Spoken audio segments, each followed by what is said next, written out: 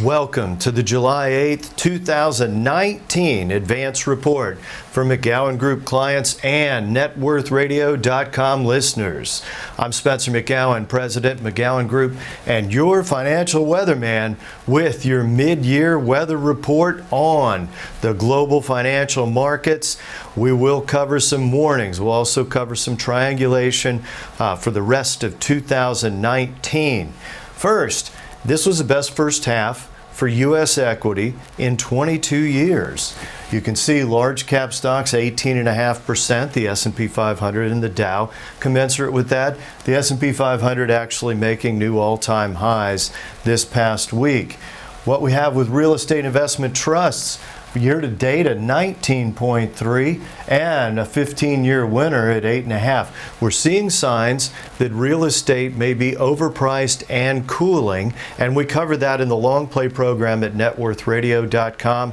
And people in that industry, some of our smart money taking off the table, selling real estate if they can get a high price for it, and of course it's a great time to deleverage in that field.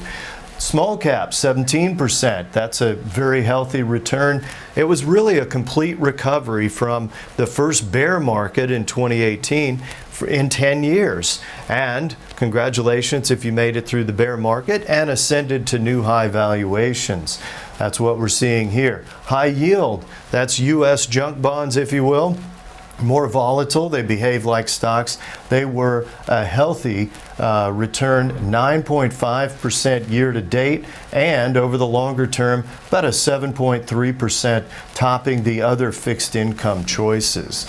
Commodities actually had a rebound of 5%, most of that being oil, of course, and cash was 1.2, that's half a year, 2.4 annualized. Fixed income sector, looking at the long term here, emerging market debt, a healthy 7%, U.S. high yield, there's 7% again, nearly 10% in the first half of this year. And we say, okay, what's happening in fixed income? Duration risk. That means that for the investment grade, treasuries and municipals, a warning calculation in the price risk from the long government securities, including munis. We talk about that at networthradio.com in the more detailed program. Diversification and the average investor. How has the average investor done over a 20-year period? Well, the numbers are still scary bad for the average investor. This is one reason a strategist using an allocation strategy that you stick to can keep you from selling at low points, which accounts for this differential. You can see the S&P 500 over 20 years. See, that includes 99 before the tech wreck. It's about a 5.6%, a blended portfolio about 5%, bonds 4.5%. But how did the average investor do over that period? Just 1.9%. Inflation ran 2.2%, and your house on average went up about 3.4%, better than inflation by 1.2%. But this is bad timing according to Dalbar's study of actual money flows. And that's one of our missions here at YouTube McGowan Group. Be sure to subscribe, YouTube McGowan Group, because we help to cover the details of strategy that can keep this from happening to you. Here we go. Oil markets. Notice the U.S. change in production. This includes natural gas and liquids. 21.3 is the production in millions of barrels a day. And you have to get there, what you have to do, it's 19.8 for this year. That's a 43% growth since 2016. OPEC has a contraction. And of course, the Texas Black Gold Rush covers what we believe to be the best opportunities in the energy business. Congratulations, USA, reaching energy independence according to this, according to these numbers. And that's happening pretty much as we speak.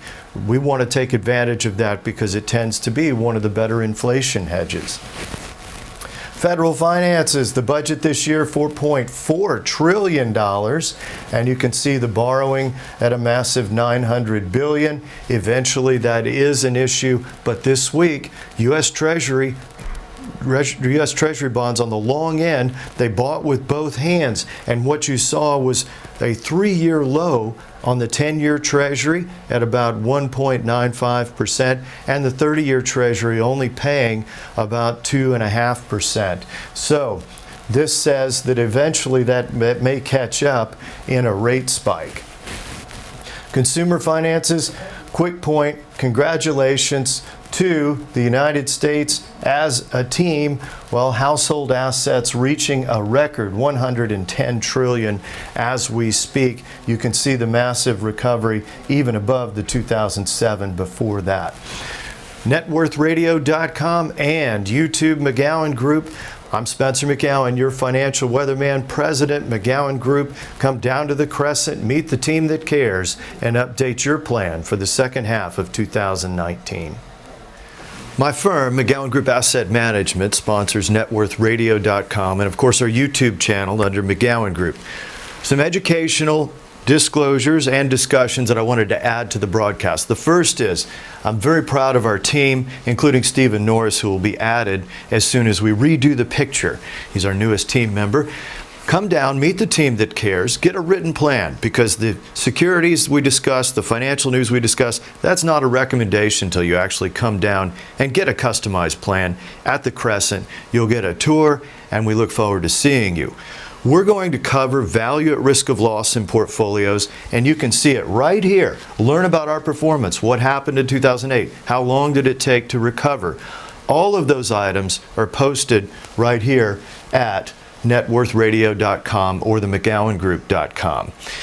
The other part of the program, when we look at price fluctuations in bear markets and risk control, that's a huge part of NetWorthRadio.com. We look forward to helping you advance your plan and your cash flow. Come down and meet the team that cares.